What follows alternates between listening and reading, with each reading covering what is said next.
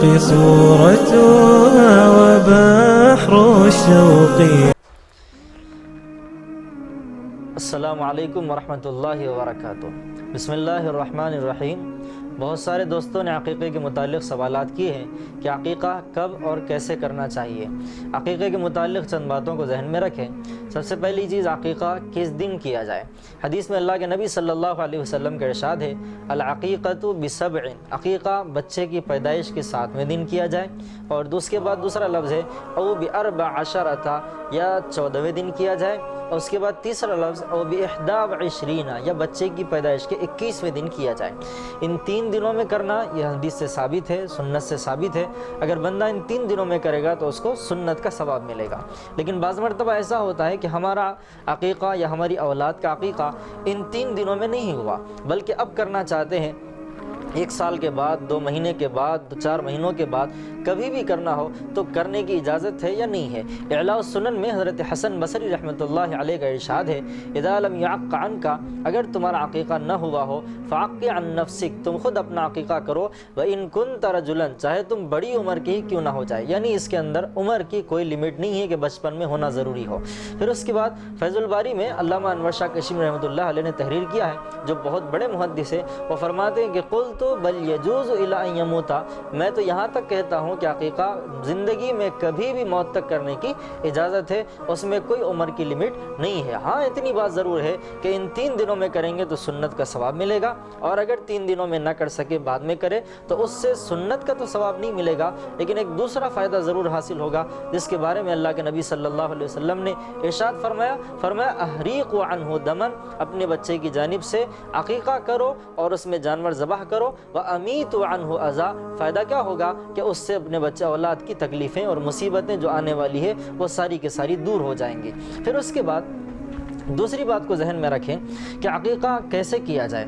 اس کو خود ایک صحابی حضرت بریدہ رضی اللہ تعالی عنہ نے بڑے تفصیل کے ساتھ اپنا ذاتی عمل جو صحابہ میں اس وقت رائج تھا اس کو بتایا. فرماتے ہیں کننا فی الجاہلیت، جاہلیت کے زمانے میں ہمارا معمول یہ تھا، اذا ولد لاحدنا غلام، جب ہم میں سے کسی کو لڑکا پیدا ہوتا تو ذبح شاۃ، پہلے وہ اپنے ایک جانور، ایک بکری کو ذبح کرتا، ثم لطخ رأسہ، اور پھر اس بکری کا خون لے کر بچے کے سر پر لگاتا تھا.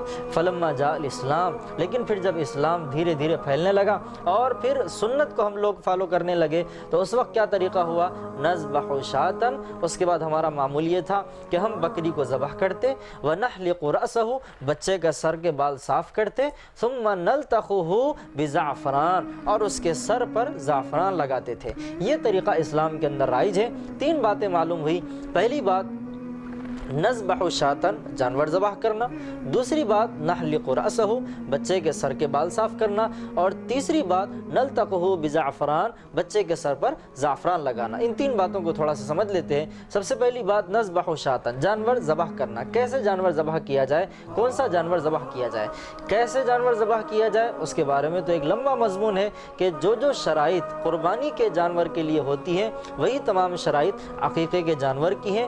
اس کے علاوہ دوسری بات یہ رہ جاتی ہے کہ کتنے جانور ذبح کیے جائیں. تو حدیث میں حضرت ام کرز رضی اللہ تعالی عنہا اللہ کے نبی صلی اللہ علیہ وسلم کا ارشاد نقل فرماتی ہیں. وہ فرماتی ہیں سمعت رسول اللہ صلی اللہ علیہ وسلم یقول، میں نے اللہ کے نبی صلی اللہ علیہ وسلم سے سنا ہے، عن الغلام شاتان، کہ بچے کی طرف سے 2 جانور ذبح کرو، وعن الجاریۃ شاۃ، اور بچی کی طرف سے 1 جانور ذبح کرو. اور اگر بچے کے لیے 2 جانور ذبح کرنے کے بجائے ہمارے پاس اتنی استطاعت نہیں ہے کہ 2 کے بجائے 2 نہیں کر سکتے تو 1 کی استطاعت ہے تو 1 کرنے کی بھی اجازت ہے. اس میں کوئی ضروری نہیں ہے. ہاں سنت ضرور ہے کہ اگر استطاعت نہ ہو تو پھر بندہ 1 بھی کر سکتا ہے. اور اس کے علاوہ ایک تیسری بات رہ جاتی ہے جو بہت سے لوگوں کے ذہنوں میں آتی ہے. ہمارے ایک دوست نے مجھے میسج بھی کیا اور اس کے اندر پوچھا تھا، مفتی صاحب اگر جانور ذبح کرنا ہو تو اس میں لیڈیز ہو یا جینٹس ہو، اس کے اندر بکرا ہو یا بکری ہو، ایسی کوئی ضرورت نہیں ہے، اس میں کوئی تفصیل میں جانے کی ضرورت نہیں.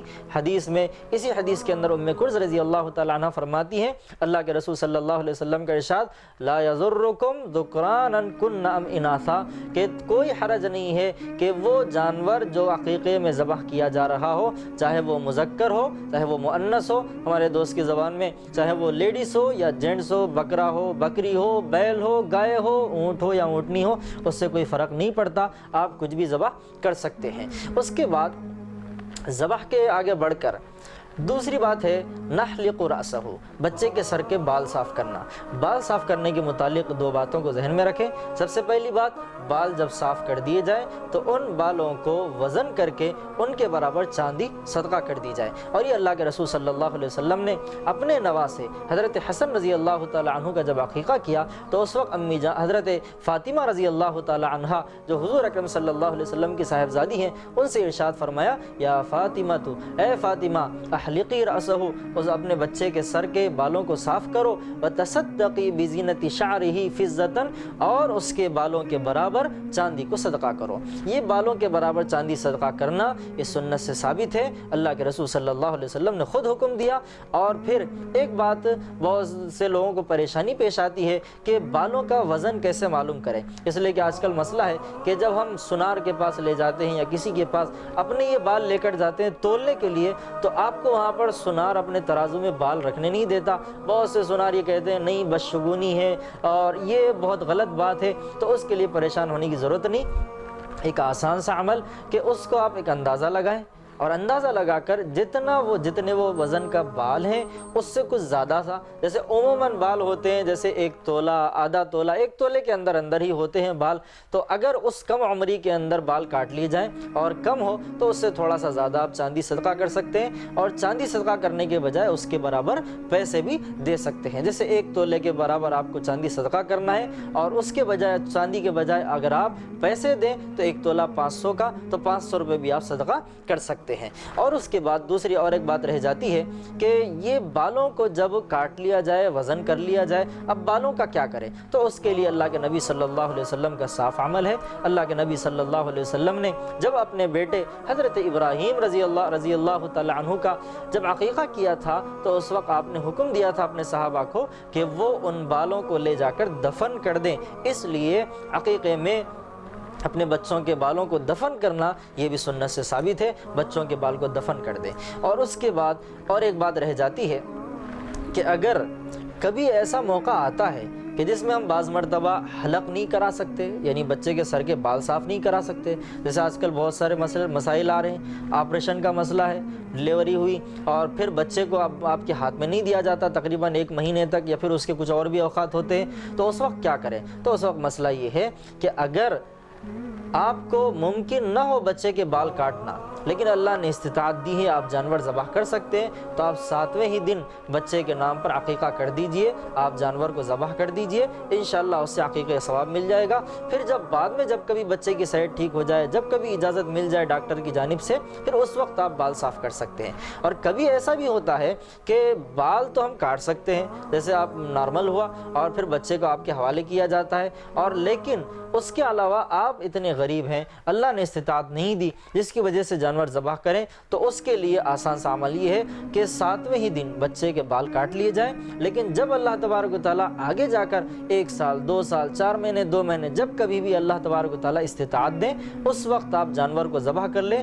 کوئی شرط نہیں ہے کہ دونوں کو ایک ساتھ کریں، جانور بھی ایک ساتھ ذبح کرے، بال بھی ایک ساتھ کاٹے۔ اگر استطاعت نہیں ہے تو ان کو آگے پیچھے کیا جا سکتا ہے، لیکن اگر استطاعت ہے، بال بھی کاٹ سکتے ہیں، جانور بھی ذبح کر سکتے ہیں، تو آپ ان دونوں چیزوں کو کریں، انشاءاللہ ضرور بے ضرور ثواب ملے گا۔ اور آخری بات زعفران ملنے کے متعلق، تو زعفران ملنا وہ تو ایک آسان سا عمل ہے، بچے کے جب بال کاٹ لیں، تھوڑا سا زعفران لیں اور بچے کے سر پر مل لیں۔ اللہ سے دعا کرتا ہوں اللہ تبارک و تعالیٰ ہم میں سے ہر ایک کو اپنی اولاد کے سارے حقوق ادا کرنے کی توفیق عطا فرمائے، زندگی کا ہر عمل سنت کے مطابق کرنے کی توفیق عطا فرمائے، اللہ تمام بدعتوں سے ساری امت کی حفاظت فرمائے۔ السلام علیکم ورحمۃ اللہ وبرکاتہ۔